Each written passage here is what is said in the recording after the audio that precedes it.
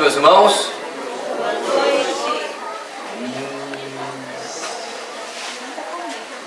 Muita comida? Tira a disposição. Boa noite, meus irmãos. Viu? Não precisa levantar a voz para ter a resposta melhor, só. Seguindo a nossa caminhada nas ideias que se tornaram a sã doutrina, nós vamos chegar à nossa quinta doutrina neste retiro. E hoje nós vamos falar da doutrina da substituição. Eu quero começar lendo contigo um texto muito conhecido de Marcos, capítulo 10, versículo 45. Está projetado ali, vamos ler juntos então? Vamos ler juntos, irmãos. Pois nem mesmo o Filho do Homem veio para ser servido, mas para servir e dar a sua vida em resgate por muitos. É claro que a ênfase desse versículo, e nós vimos isso na exposição de Marcos alguns meses atrás, nem sei lá quantos, a ênfase na verdade é em Jesus como o servo, mas passa quase desapercebido o que está no finalzinho. O texto diz, em resgate por muitos. Aí está, meus irmãos, a doutrina da substituição. Novamente, nós temos uma palavra que não aparece no texto bíblico, a palavra substituição, mas a ideia está presente nas Escrituras. Ela começa com a existência de uma raça condenada pelo pecado, a humanidade. O profeta Ezequiel vaticina da seguinte maneira: aquele que pecar é que morrerá. Ezequiel 18, versículo 4. Parece uma ideia lógica, mas no Antigo Testamento as pessoas tinham a ideia de que o pecado seria cobrado da próxima geração, mas esqueciam que aquele que pecava, segundo a lei, pagaria o preço com a sua própria vida. Então, meus irmãos, quando nós temos esse estado na humanidade, nós podemos perceber a necessidade de realizar alguma coisa por aquela humanidade que está perdida, que está sem esperança. Ou seja, Deus, uma vez que Ele não toma o injusto como alguém inocente, Deus precisa executar a sua justiça. A palavra de Deus nos diz em Naum, capítulo 1, versículo 3, o seguinte: o Senhor é muito paciente, mas o seu poder é imenso.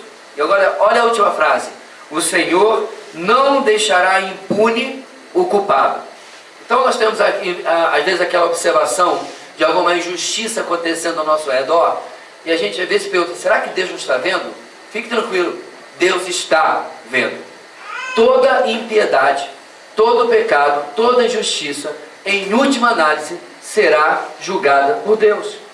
Agora, quando nós estamos vendo a impiedade do mundo, da sociedade, a gente quer justiça. Mas nós esquecemos, irmãos, que Deus vai julgar a nossa impiedade também. Deus vai julgar a nossa injustiça também. E é aí que entra a doutrina da substituição. Então nós temos um conflito. Eis o conflito, eis o enigma.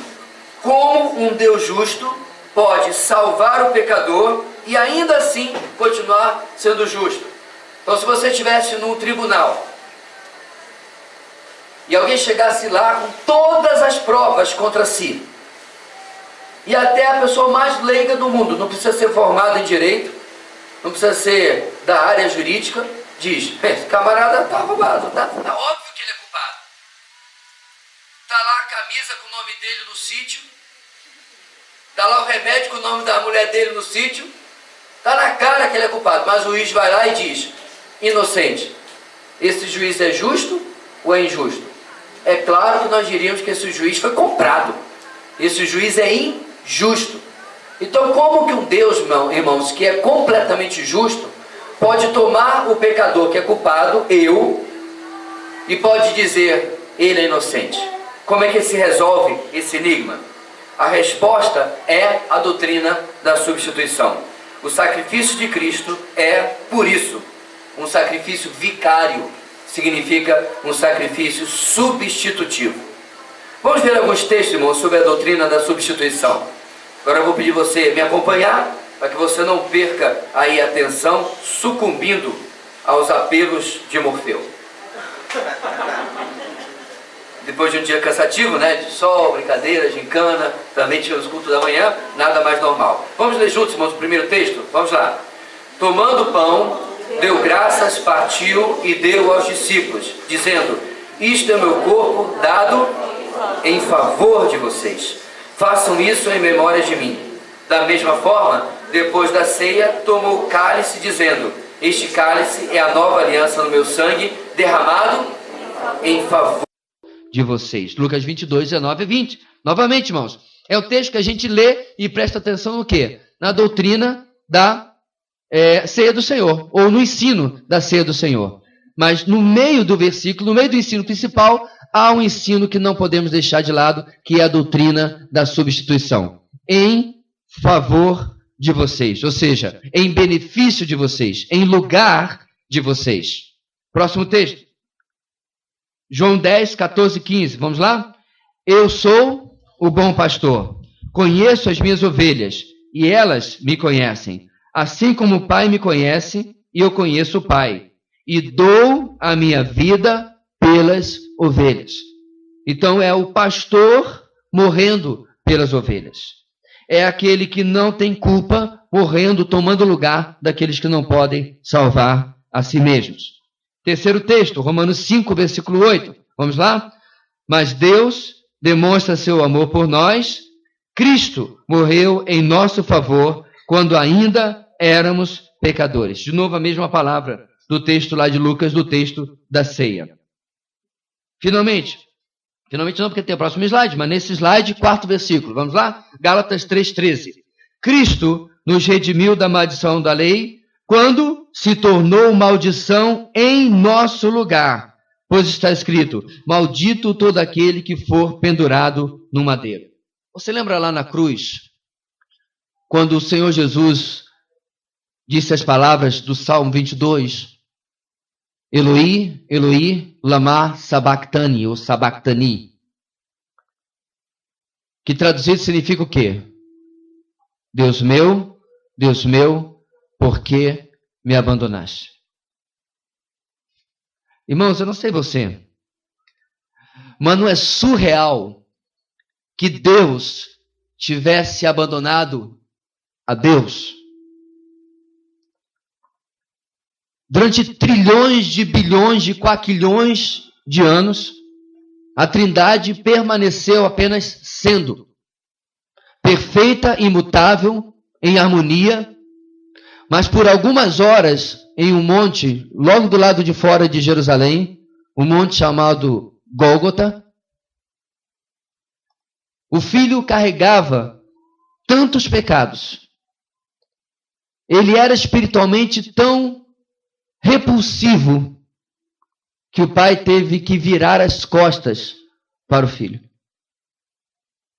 Por que isso, irmãos? Por causa da doutrina da substituição.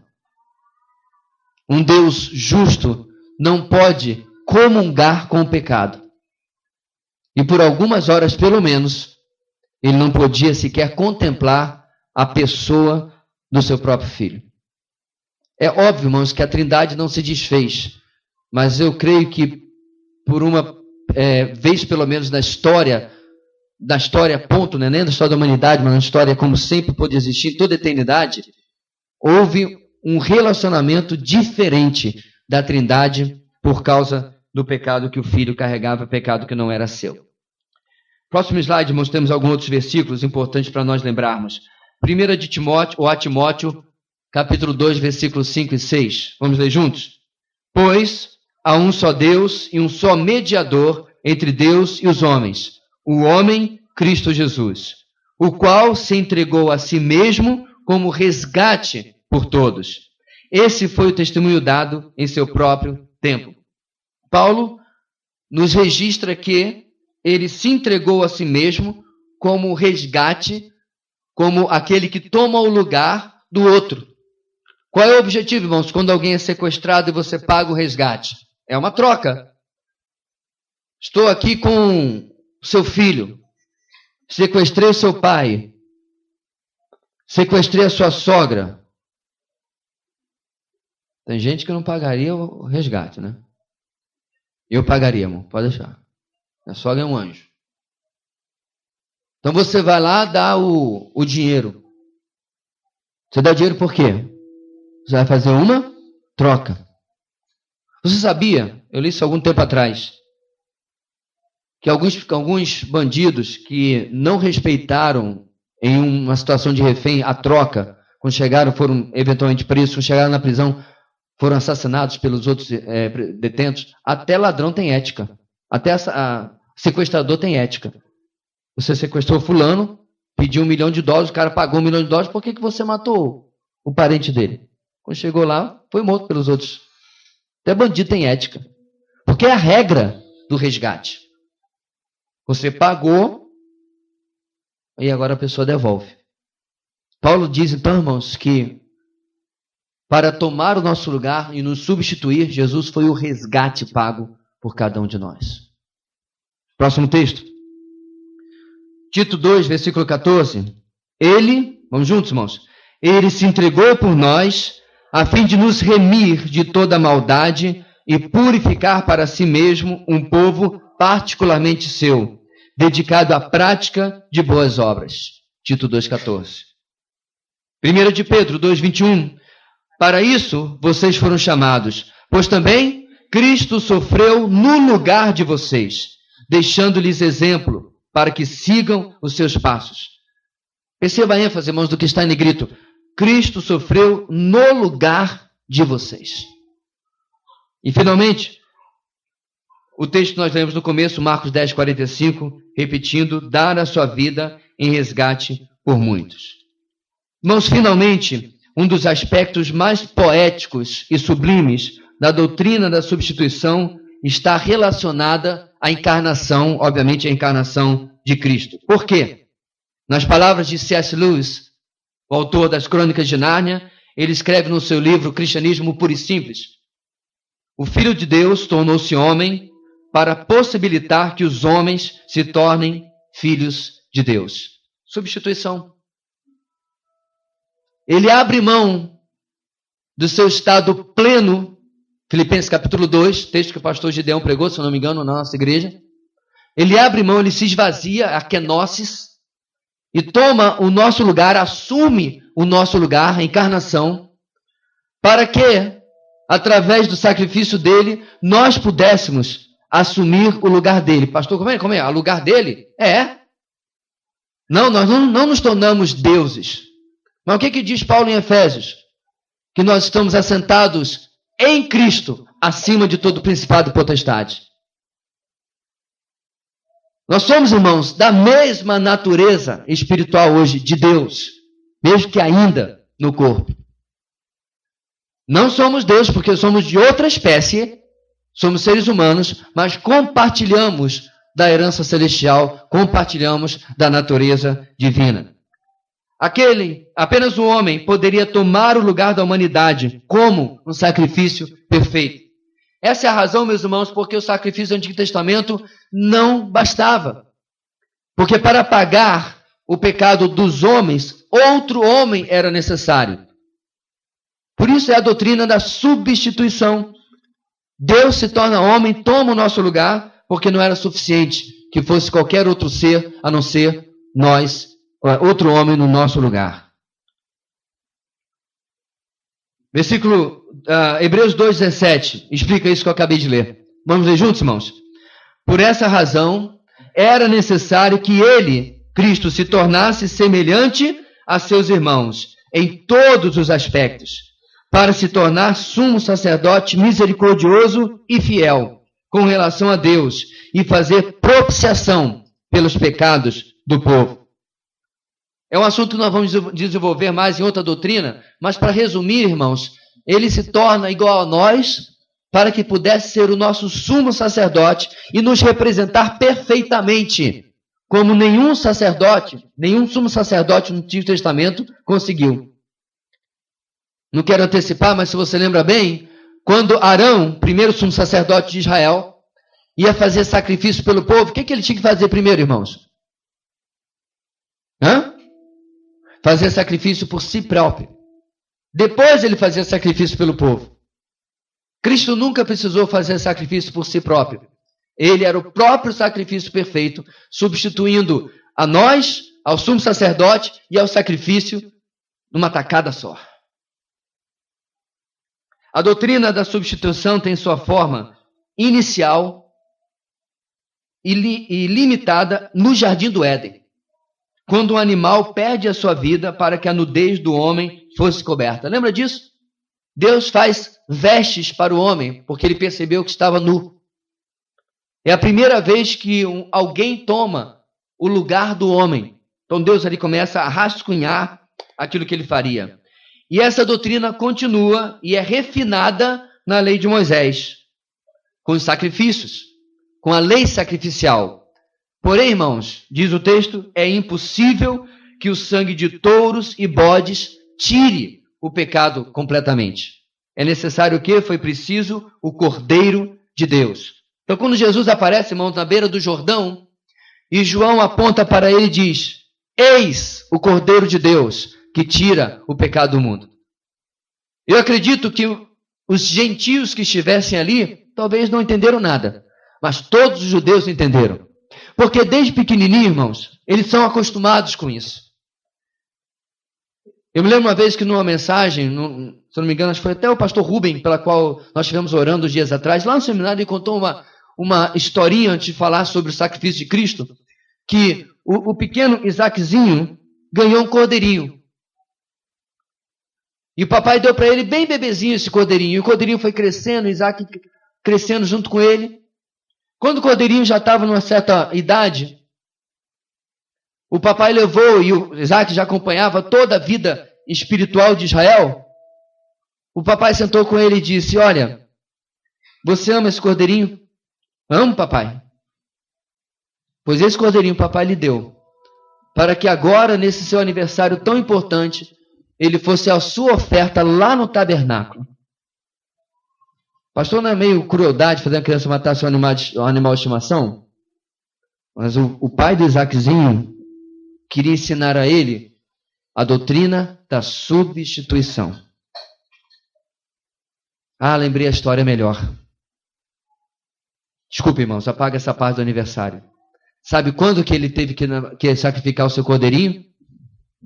No dia que Moisés vira para ele e diz: tome um cordeiro, tome o sangue do cordeiro e passe nos umbrais da porta, para que você não perca o seu primogênito. Isaaczinho era o primogênito da casa. E o papai explica para ele que o cordeirinho dele ia tomar o lugar dele quando o anjo do Senhor passasse sobre o Egito. Agora eu lembrei a história que o pastor Rubem contou quando nós éramos seminaristas. Substituição. O ponto aqui, meus irmãos, é que essa doutrina demonstra como que ele tomou o lugar que, se não tomasse, nós não tínhamos nenhuma esperança para nós mesmos. O que nós aplicamos com isso? A doutrina da substituição humilha o ego humano, que quer resolver por si mesmo, mas se vê passivo diante de um Deus que está no controle. Você consegue aproveitar essa humilhação? Aproveitar, não desperdiçar essa humilhação e dar glória ao plano de Deus e a forma majestosamente linda com que ele o executou. Em lugar de se sentir humilhado, mas pegar essa humilhação e dizer: Senhor, muito obrigado, porque tu fizeste por mim o que eu não poderia fazer por mim mesmo. Tu tomaste um lugar que não havia outro que poderia tomar, e principalmente sem ser obrigado a tanto, sem precisar fazer isso, mas ainda assim tu fizeste. Segundo lugar, irmãos, o justo tomou o seu lugar, um fato contundente. Aí eu pergunto, irmãos, qual é o impacto que uma pessoa inocente, mesmo que fosse pecador, um amigo, um parente talvez, tomasse o seu lugar diante de um bandido e morresse salvando a sua vida? Já pensou? Você está diante de uma ameaça à sua vida e alguém se lança para lhe proteger e toma um tiro no seu lugar. Como você se sentiria? Como você se comportaria? Já está feita, eu vi uma entrevista de um bombeiro, bastante queimado, quase perdeu a sua vida. E é claro que o programa de entrevista fazia ali todo um sensacionalismo, mas entrevistaram o bombeiro e por que ele havia feito aquilo e tal, e no final entrou a família da pessoa que ele tinha salvo e quase perdeu a sua vida. Aí, é claro, foi aquela choradeira, aquela coisa, né? Mas foi bonito ao mesmo tempo. Porque enquanto todo mundo estava correndo para longe do perigo, ele estava correndo em direção ao perigo para salvar a vida de um completo estranho. Inclusive, eu preguei aos bombeiros de Roraima há 1 ou 2 anos atrás, não lembro bem. E esse foi o tema da minha mensagem. O Cristo que corre em direção ao perigo. E assim, meus irmãos, se alguém toma o nosso lugar e tem a sua vida ameaçada, um inocente, como você veria isso? Aí eu faço a segunda pergunta. Qual é o impacto de uma pessoa com P maiúsculo, inocente e totalmente justa, tendo tomado os cravos, a cruz e a coroa que eram seus? Você entendeu, irmãozinho querido, por que a gente não pode passar 4 dias de retiro falando de outra coisa a não ser sobre a cruz? Pastor, mas esse tema não é muito deprê, não? Depende de como você enxerga.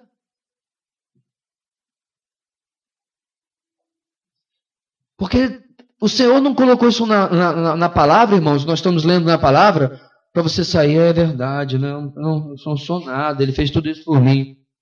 Não.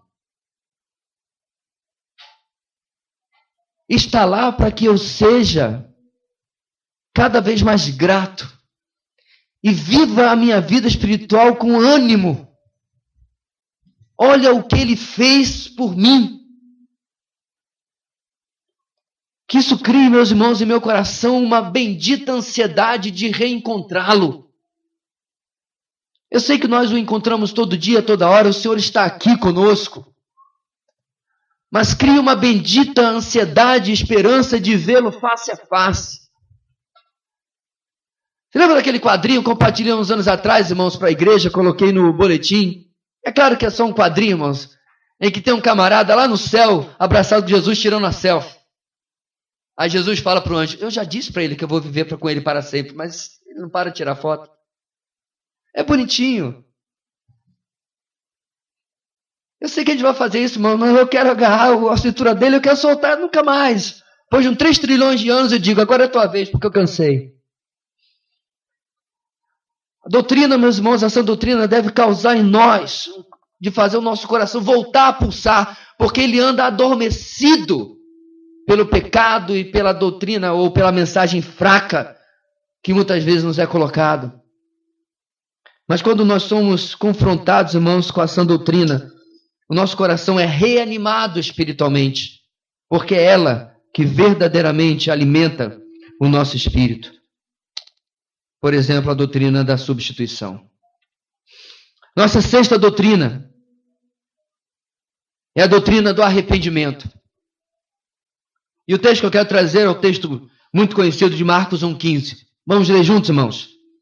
O tempo é chegado, dizia ele, o reino de Deus está próximo. Arrependam-se e creiam nas boas novas. O arrependimento é uma parte integrante da experiência de salvação. Mas seria ele fundamental para a salvação? Irmãos, a resposta a isso é um redundante não. Considerar o contrário, considerar que o arrependimento é fundamental para a salvação, é defender a salvação pelas obras.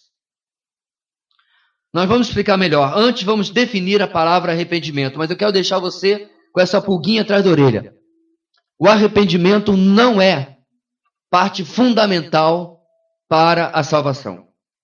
A gente vai chegar lá. O que é arrependimento? Arrependimento tem sido confundido com tristeza pelo erro ou pecado. Assim, uma reação externa, lágrimas, por exemplo, é muitas vezes esperada quando alguém está verdadeiramente arrependido. É a pessoa chorar porque constatou o erro que tem vivido, que tem causado, e aí geralmente tem uma reação externa.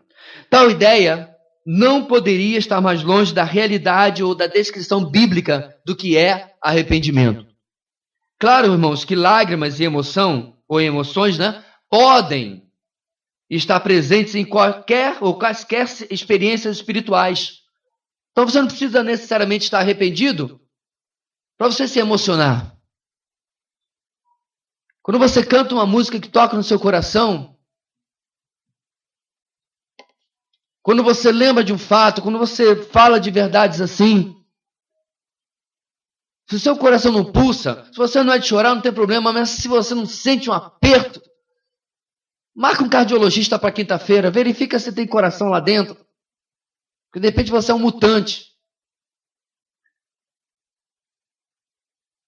Pode ter emoção, mas não há necessidade disso. O que é realmente necessário? A ideia da palavra arrependimento, irmãos, é mudança de mente. Mudança de direção.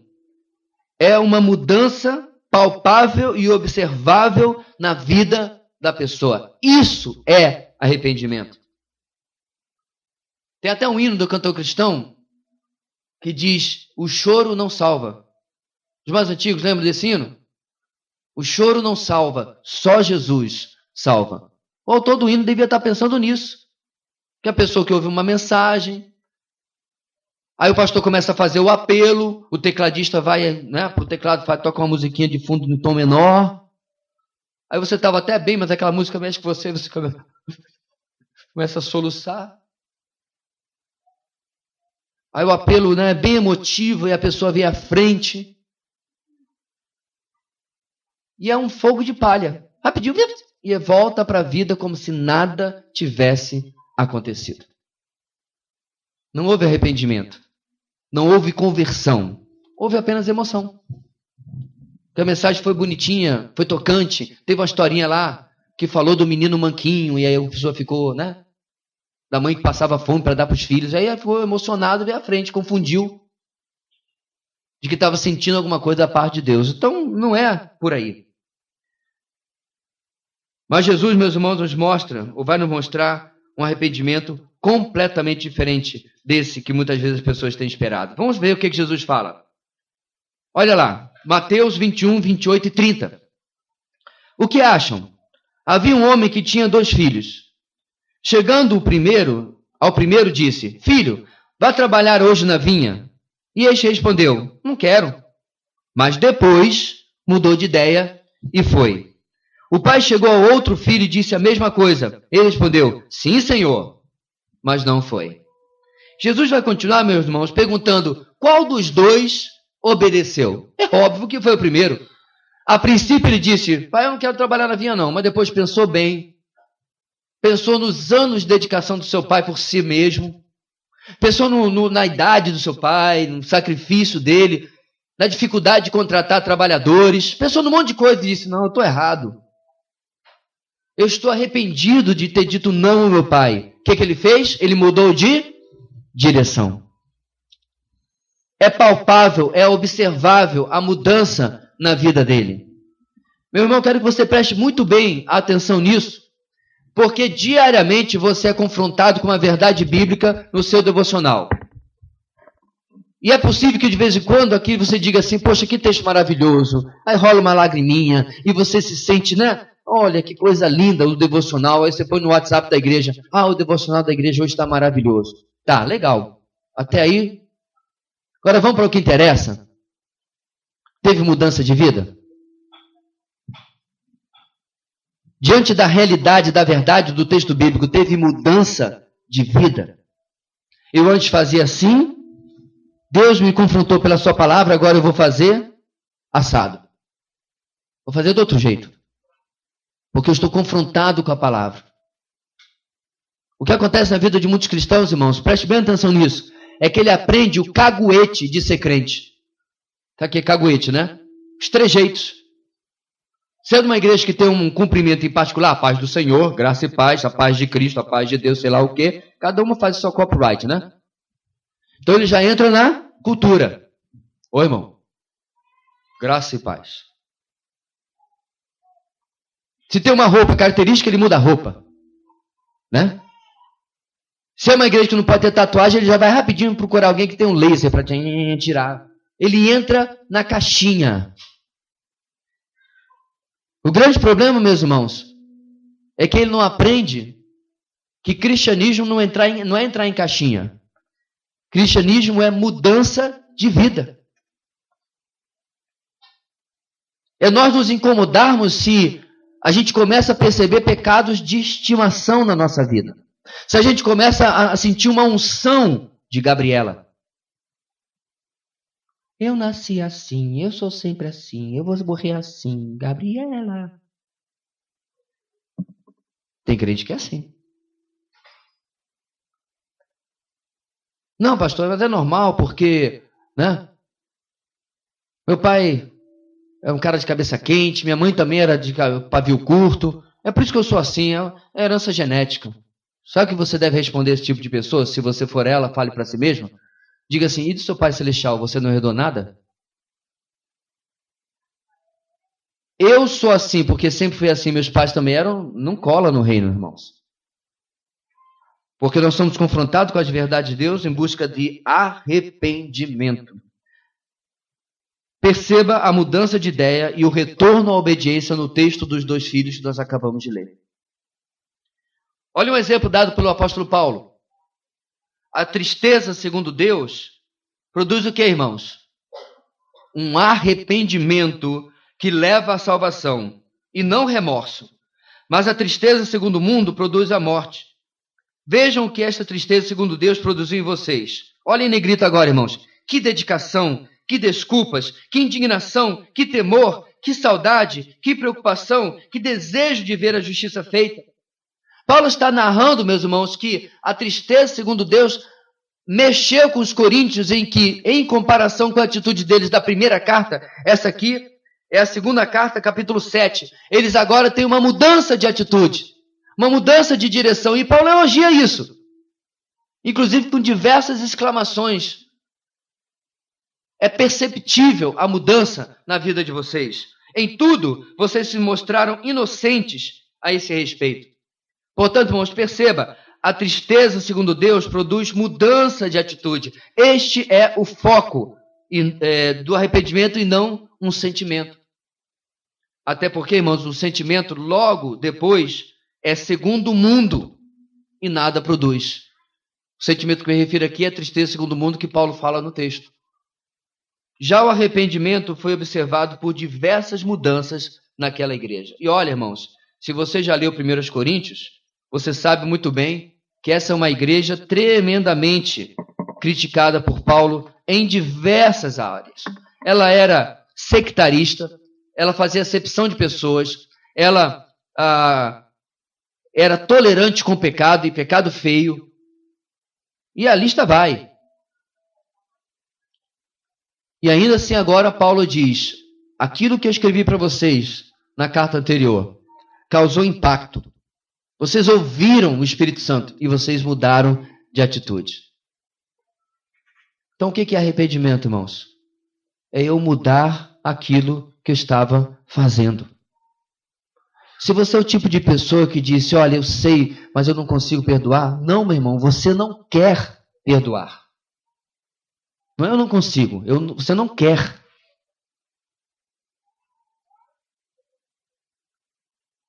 Eu queria, mas eu não consigo ter uma vida pura sexualmente. Não, você não quer. Porque a palavra de Deus nos fala que nós fomos libertos do poder escravizador do pecado para servirmos a outro Senhor. Então, diante da oferta do pecado, é minha escolha, pela graça de Deus, optar pela obediência. Alguns dias atrás eu encontrei com uma irmã que quando eu era adolescente, ela já está com a idade bem avançada agora, é claro, quando eu era adolescente ela disse uma coisa que eu nunca mais esqueci. Algumas coisas ficam gravadas na nossa mente, como ferro quente.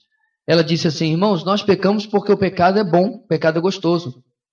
E é verdade. Ué, pastor, o senhor está advogando o pecado? Não, estou falando de uma realidade do porquê nós fazemos a coisa errada. Porque naquele momento ela me foi agradável. Né?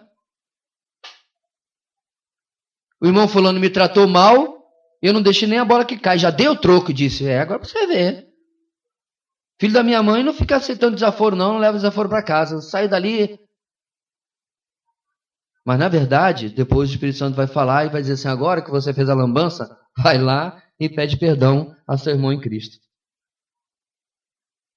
Mas o Espírito Santo já vinha falando na minha vida que eu não devia ter feito nem, ou dado o troco, nem na primeira vez que fui insultado, humilhado, o que quer que seja. Mas eu tive a minha escolha de ter aquele meu prazerzinho mesquinho naquele momento e devolver a ofensa com ofensa. Então não foi porque eu não consigo, mas porque eu não quis fazer aquilo que está ligado ao arrependimento. Em muitos exemplos de arrependimento, poderíamos facilmente trocar arrependimento pela palavra fé. Aqui nós vamos começar a responder a pergunta ou a colocação que fizemos lá no início, de que arrependimento não é fundamental para a salvação. Vamos lá. Ou seja, a fé de Zaqueu foi destacada pelo ato de arrependimento. A fé de Pedro foi evidenciada pelo reconhecimento está escrito errado ali, de sua pecaminosidade diante do ensino de Jesus e do milagre da pesca abundante. O que demonstrava que ele cria? Porque ele disse, Senhor, afasta-te de mim, um homem pecador. A fé e o arrependimento andam juntos. Lucas 24, e lhes disse, está escrito que o Cristo haveria de sofrer e ressuscitar dos mortos no terceiro dia, e que em seu nome seria pregado o arrependimento para perdão de pecados em todas as nações, começando por Jerusalém, vocês são testemunhas destas coisas. Detalhando, a fé é movida pelos fatos proféticos que se cumpriram em Cristo, no texto que eu acabei de ler. Jesus, no caminho de Emaús, falava com eles sobre ele mesmo. Falava para aqueles dois discípulos sobre o Messias, ele mesmo. Então a fé desses homens foi movida pelos fatos proféticos que Jesus estava falando que se cumpriram nele. Segunda coisa, na sequência, o arrependimento está ligado ao perdão dos pecados. Jesus mesmo disse. E finalmente, fatos levam à fé que acompanha o arrependimento, que chega ao perdão para aqueles homens, relacionado o quê? Tudo junto. O que eu estou querendo dizer aqui, meus irmãos? Que não existe arrependimento quando não há fé. E quando eu não me arrependo, o que eu estou dizendo? Senhor, eu estou certo e o Senhor está errado. Eu não estou crendo naquilo que eu posso não estar lendo a palavra, meu irmão, mas você sabe. Ou você precisa que alguém abra a Bíblia e diga para você, perdoem-se uns aos outros, assim como Deus em Cristo os perdoou. Ou você não conhece esse versículo? É novidade para alguém? Não. Quantas vezes, irmãos, num aconselhamento bíblico com o irmão da igreja, ou irmão de fora, alguém me fez uma pergunta, pastor, estou numa dúvida sobre na minha vida espiritual, se eu faço isso, se eu faço aquilo, o que você acha? Aí eu digo assim, antes de eu responder, me diga o que o irmão acha. Aí me diz, eu acho que eu devia fazer isso e aquilo. Pois é, o irmão já sabia. Não precisa me perguntar. O irmão já sabia o que era a coisa certa a fazer, porque Deus já tinha lhe falado pelo Espírito. O irmão não se converteu ontem, já sabia o que tinha que fazer. Mas às vezes, irmãos, a gente precisa de que alguém confirme ainda mais aquilo que nós já sabemos.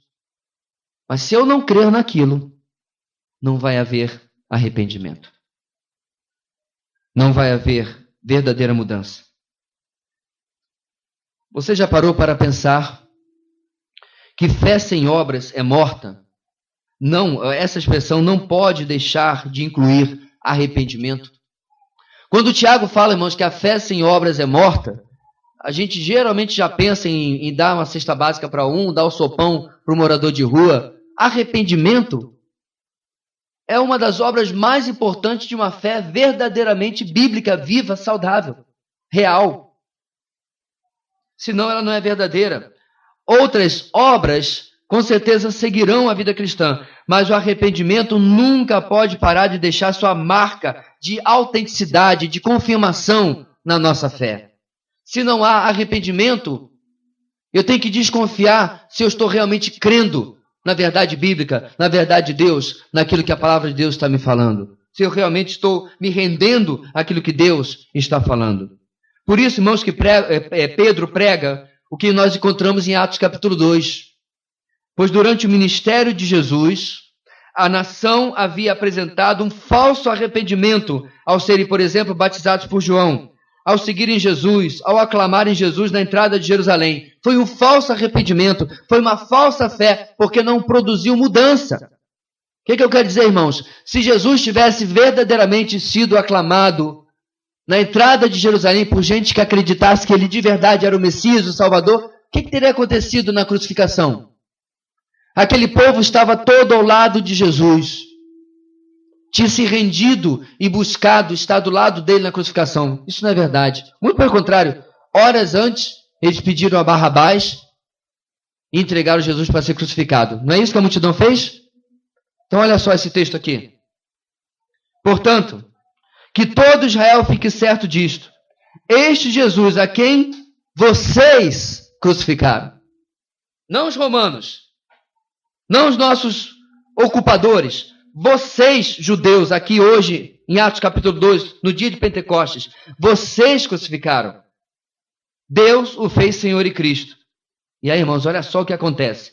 Quando ouviram isso, os seus corações ficaram aflitos. E eles perguntaram a Pedro e aos outros apóstolos: irmãos, que sentiremos? É isso que está no texto, irmãos?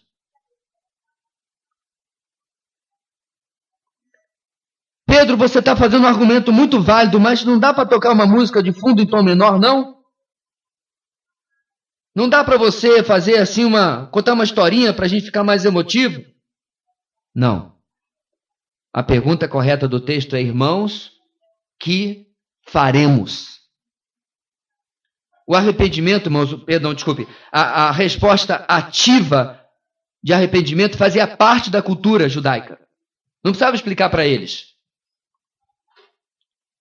Pedro respondeu: arrependam-se, e cada um de vocês seja batizado em nome de Jesus Cristo para perdão dos seus pecados, e receberão o dom do Espírito Santo. É interessante, irmãos, que pelo menos nesse texto, não é que não esteja aqui, Pedro não usa a palavra ou o verbo crer.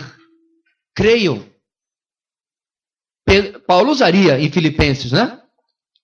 Ou em Filipos, perdão. Crê no Senhor Jesus Cristo e será salvo tu e tua casa.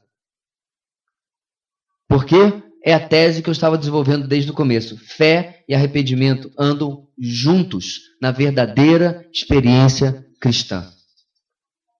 Então, em lugar, irmãos, de buscar arrependimento, o que nós buscamos é fé na pregação do Evangelho. O texto vai continuar, meus irmãos, o nosso estudo vai continuar dizendo o seguinte: na nossa caminhada cristã, teremos inúmeros momentos de necessidade de arrependimento. Seria bom se fosse diferente, mas não é. Teremos muitos. São aqueles onde a palavra de Deus nos confronta e nos encontramos na contramão da vontade de Deus. Somos levados ao arrependimento que é ilustrado em 1 João 1,9. Com confessar, isto é, concordar com Deus. Vamos ler juntos, irmãos? 1 João 9. Se confessarmos os nossos pecados, Ele é fiel e justo para perdoar os nossos pecados e nos purificar de toda injustiça. Ou seja, mesmo que o arrependimento precisa ser a marca do momento da nossa conversão, ele vai continuar sempre durante a nossa vida, durante a nossa caminhada cristã. Concluindo, a salvação é somente pela graça, mediante a fé. E onde está o arrependimento nisso? Ele está incluído na fé, pelo menos na fé verdadeira. Isso pode, irmãos, inclusive ser visto na palavra conversão, isto é, mudança de direção, tal e qual é o significado da palavra arrependimento. Então, quando você diz, olha, o dia que eu fui convertido, na verdade você está dizendo, o dia que eu fui levado ao arrependimento, porque eu criei na mensagem que foi pregada para mim. Eu criei na mensagem do Evangelho. Isso significa que a fé que acompanha a nossa caminhada cristã será da mesma maneira a fé de um coração em arrependimento. Nós temos falado, irmãos, frequentemente sobre esse arrependimento no gerúndio. O que é arrependimento no gerúndio? É arrependimento contínuo. Não é arrependimento pontual que acontece em pequenos momentos depois de viver que nem um porco na lama e de vez em quando eu dou uma saidinha e pego uma chuveirada. Muito pelo contrário. Um coração em arrependimento é aquele que constantemente está examinando a sua vida, dizendo: Senhor, revela o que está errado em mim que lhe desagrada. Eu quero andar em concordância com a tua vontade. É claro, meus irmãos, e eu espero em Deus que seja claro, que Deus não vai mostrar na nossa vida uma série de catástrofes, de quedas espirituais diariamente. Isso seria catastrófico. Seria horrível. Mas sabe o que é interessante, irmãos? Nem só de enormes mentiras e grandes adultérios e assassinatos vive a nossa pecaminosidade. São as raposinhas. São as pequenas rachaduras. Satanás às vezes é tão astuto que ele sabe ou ele percebe que você, olha o que ele está fazendo aqui, eu estou te vendo. Estou percebendo aí que a sua estratégia. Estou percebendo a sua artimanha. Então ele muda. E ele começa a agir de forma sutil, tentando levar-nos a pequenas atitudes que podem levar a maiores. E essas sim vão muitas vezes nos trazer grandes quedas na nossa vida. E o que nós fazemos com tudo isso, irmãos? Como nós aplicamos? Duas coisas. Número 1, melhor do que uma experiência passada de quebrantamento pontual ou um arrependimento emotivo é um coração em arrependimento. É manter-se diante da cruz, sentindo todo o peso da justiça de Deus sobre você, enquanto você sabe que seu pecado está sobre o Filho dele. Ser motivado à santidade, ser motivado ao arrependimento, à vida de consagração, por causa das verdades que você sabe sobre Deus e sobre você. Segundo, sua pregação, seu devocional, seu evangelismo, seu ensino tem objetivado o arrependimento. Irmãos, nós visitamos uma igreja, não importa qual, quando a Leila estava acompanhando sua mãe em Manaus. Chegamos lá e fomos para a classe de adultos da EBD, aprendemos uma classe. Assistimos cerca de 35, 40 minutos da classe. E eu fiquei esperando alguma coisa que trouxesse algum confronto, alguma constatação da palavra de Deus para que eu pudesse comparar com a minha vida. E o querido irmão lá, professor, falou sobre fatos e fatos e fatos e coisas gerais e rasas da palavra de Deus. E todo mundo comentou, todo mundo se agradou, oramos e fomos embora. Sabe aquela situação em que você fica só na saladinha e você fica esperando chegar a refeição? Eu gostaria de dizer que o culto foi muito diferente, mas não foi não. Eu digo, irmãos, com toda humildade, se eu tivéssemos ficado em casa, pego o notebook e acessado uma mensagem boa, profunda, carnuda, suculenta, teríamos aprendido mais. E eu oro, irmãos, que a realidade daquela igreja tenha sido só naquele domingo e depois mude. Mas o meu ponto aqui, meus irmãos, é que será que todo o ensino, tudo aquilo que você faz, que você ensina e que você recebe, tem objetivado o arrependimento? Sua fé será fortalecida pela obediência e confiança. E o arrependimento de tudo que combate a obediência e a confiança em sua vida deve se tornar fundamental. Irmão, pecado de estimação nunca fez nada de bem ou de bom para nenhum de nós. Olha, eu estou aqui com uma amargurazinha, com pedigree e tudo aqui com fulano. Eu vou curtindo essa amargura, porque afinal de contas, ele não merece mesmo que eu abra mão dessa amargura. Esse tipo de constatação esquece, inclusive, de quanto nós já mesmo fomos perdoados. Como já falamos em outra ocasião aqui. Agora eu pergunto, em que isso tem ajudado a sua vida? Ficar alimentando, sabe? Aquele pecadinho de estimação, como se fosse algum prazerzinho oculto, em que abençoou a sua vida? Eu acredito que em nada. O caminho, meus irmãos, é arrepender-se e largar aquilo. Vamos ficar de pé, por favor?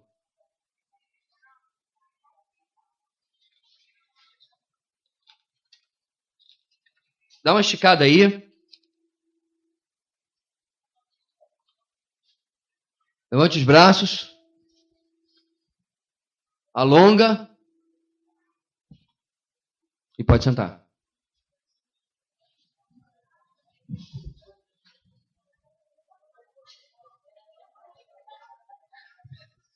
Doutrina 7. Redenção. Você não desligou a câmera não, né, Rosbem? Foi só embora, né? Acho que não. Vamos lá. Vamos começar com a pergunta, meus irmãos. Você conseguiria definir a palavra redenção? Você conseguiria definir o que ela significa? Vamos ver em 1 de Pedro 1, 18, 19, o que esse texto fala. Está projetado aí? Vamos lá juntos, irmãos? Pois vocês sabem... Vamos lá? Coda? Câmbio? Está aí não?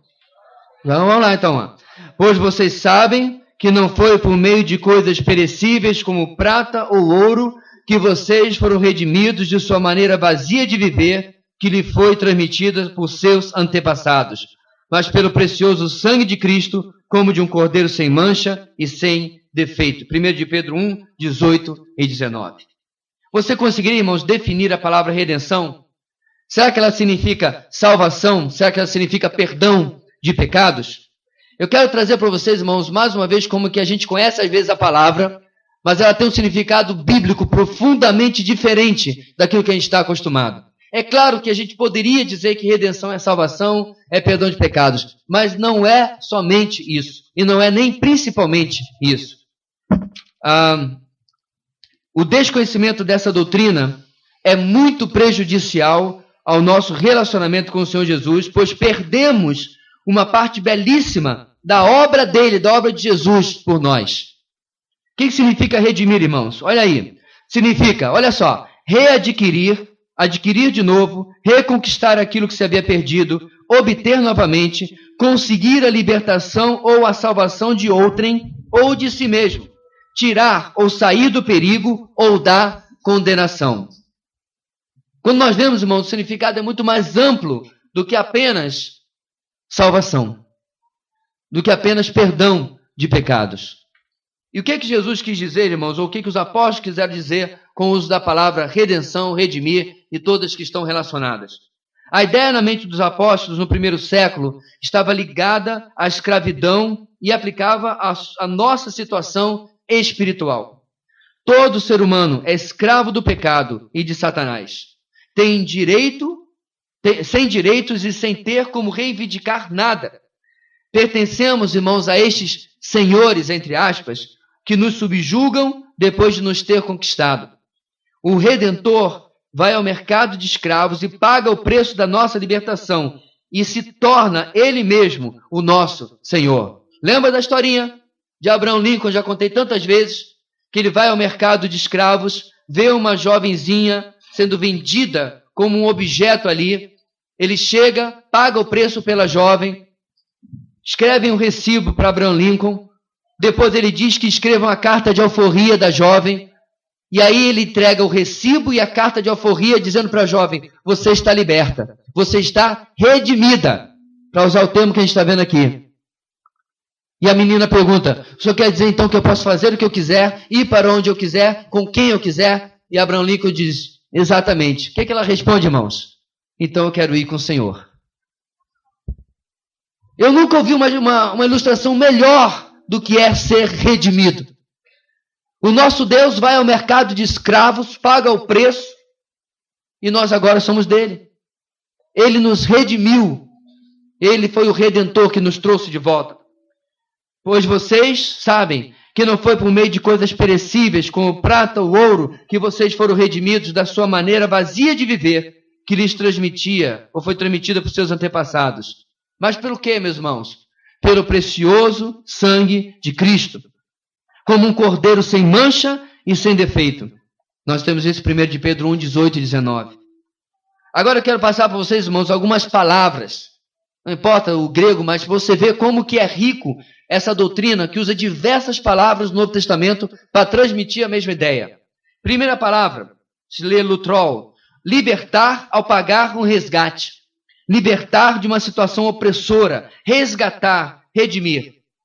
A nossa compra, nossa redenção não foi feita por coisas que se perdem, que perecem. A redenção de algo eterno, a salvação, só poderia ser com algo eterno também.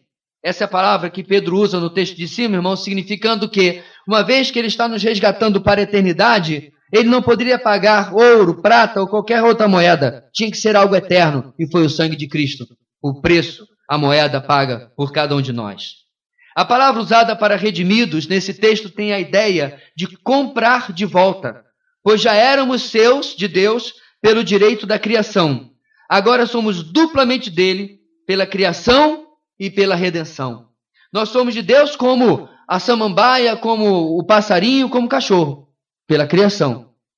Mas o Senhor viu que nós fomos usurpados por um tirano do império das trevas. Então o que ele faz agora? Ele paga para nos trazer de volta. O elo com o sacrifício, irmãos, do Antigo Testamento é claro. Porém, o padrão é muito mais elevado. Animais eram um preço perecível, apenas uma solução temporária. O Cordeiro de Deus, não. Ele tira o pecado do mundo.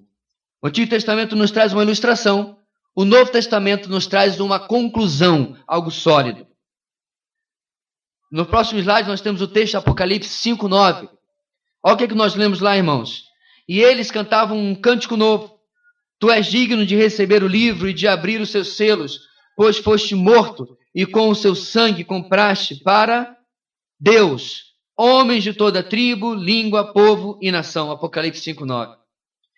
A palavra usada aqui, meus irmãos, por compraste, é agorazo, que significa adquirir coisas ou serviços em troca de dinheiro. Comprar, negociar, assegurar os direitos de alguém através de pagar um preço. Adquirir uma propriedade. A ideia de comprar está explícita, mas aqui nós temos a ênfase no meio, como que o Senhor fez essa compra. Somos os escravos no mercado de escravos que foi arrematado pelo maior lance que já existiu, isto é, o sangue de Cristo. As religiões chegam e dizem, eu dou esta obra, esta cerimônia, este corpo de ensino pela vida dessa pessoa. O nosso Senhor chega no leilão e dá o maior lance, eu dou o meu sangue. Ele passa todos os outros lances no leilão. Ele é absoluto. E é claro, ele leva o objeto do leilão, que sou eu e que é você. Cristo nos redimiu da maldição da lei, quando se tornou maldição em nosso lugar. Pois está escrito, maldito todo aquele que for pendurado no madeiro. Gálatas 3,13.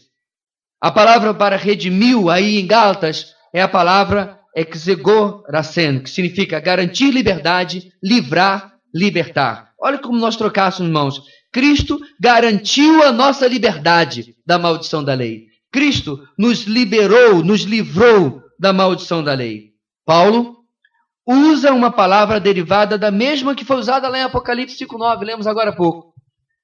Ou seja, Cristo nos comprou da maldição da lei. Estávamos presos, preste atenção, irmãos, a um contrato, a lei, que nos era prejudicial e nos escravizava uma vida de condenação. Por quê? Porque nunca conseguiríamos cumprir o contrato. É como aquele pessoal que vai trabalhar no garimpo. E aí chega lá, ele trabalha no garimpo e compra tudo na cantina do garimpo, no mercado do garimpo, na loja de roupa do garimpo. E ele está sempre devendo. E ele nunca consegue sair de lá porque ele está sempre devendo mais do que ele arrecada. Porque lá o Nescau é 15 reais, a calça jeans é 100 reais, tudo caro. E ele continua se endividando vez após vez e nunca consegue sair desse ciclo. Assim somos nós. A não ser que o Senhor venha, quebre o poder desse contrato da lei e nos liberte completamente. Cristo cumpre cabalmente a lei, paga o contrato com sua vida e nos compra para fora desse contrato de maldição, se tornando maldição em nosso lugar.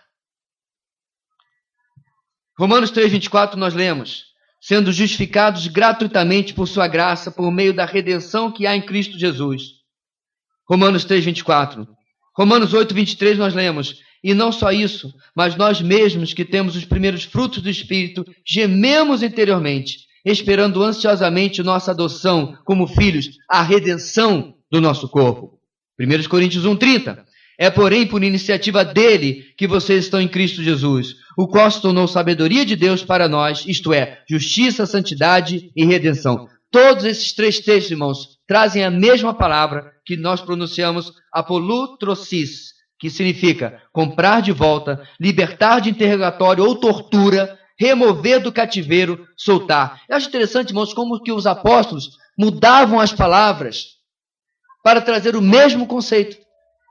Todos os textos vão trazer a mesma ideia de que fomos comprados, que fomos redimidos, que fomos liberados da onde nós estávamos.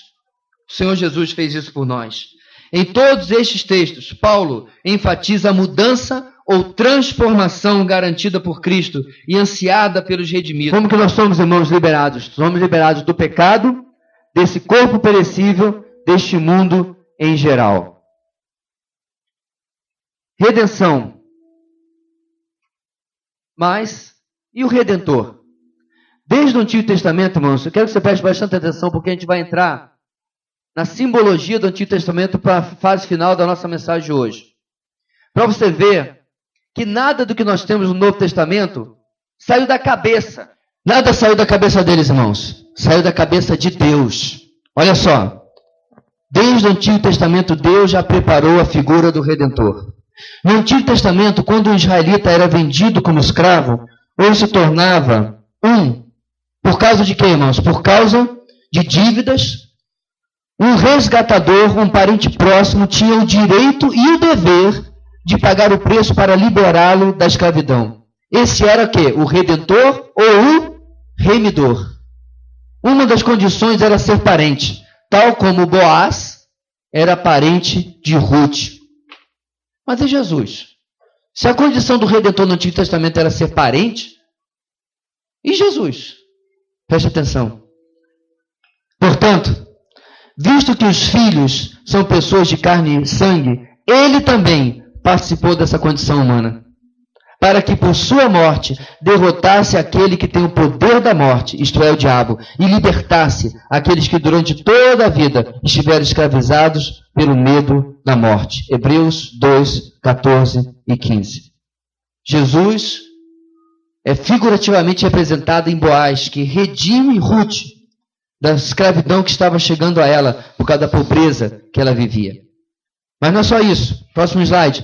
Não apenas ser parente, mas o Redentor no Antigo Testamento precisava ter os meios, os recursos para poder redimir alguém.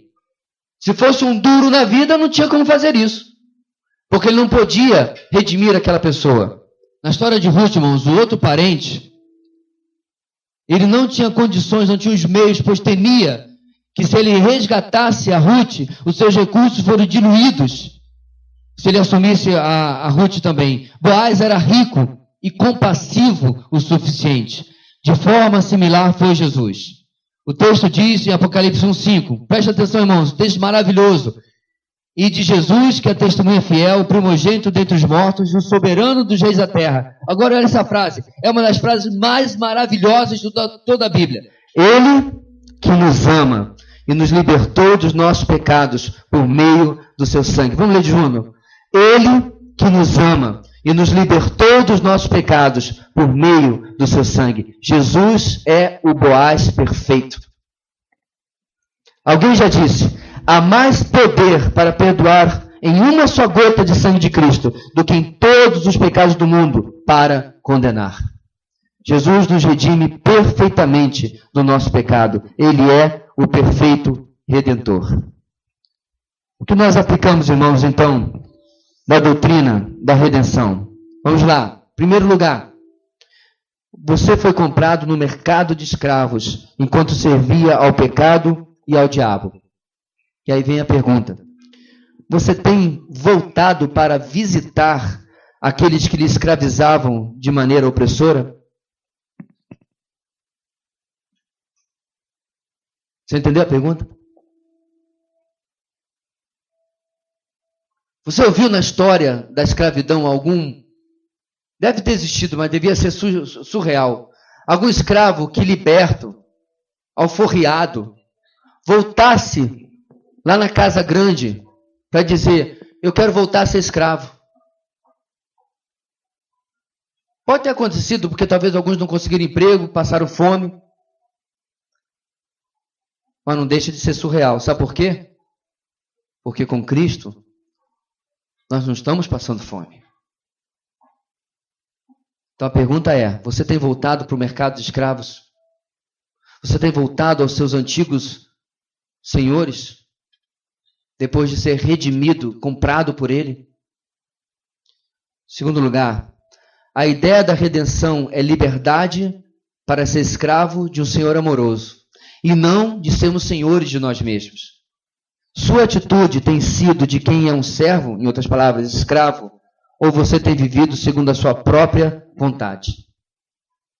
De vez em quando, irmãos, eu vejo algumas pessoas fazendo ou falando de alguns planos, e eu sempre me pergunto: será que ele perguntou a Deus? Pastor, que estão planejando ir embora de Boa Vista. Pastor, que estou planejando fazer tal coisa com a casa, tal coisa com o carro, tal coisa com isso, tal. O apóstolo Tiago, o Tiago nos adverte o seguinte: não diga que você vai fazer tal e tal coisa, mas diga: se o Senhor permitir.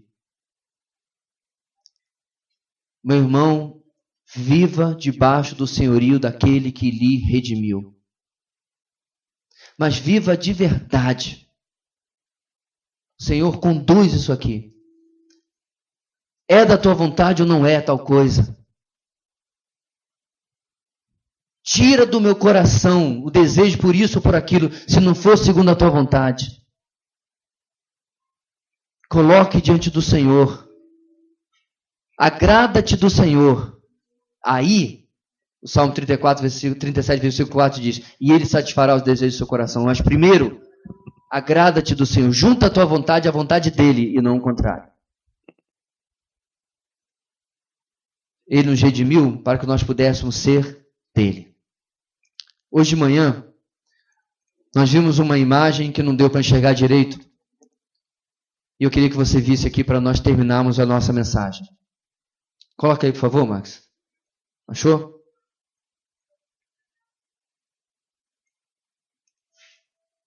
Essa imagem representa de forma limitada o que Ele fez para nos redimir.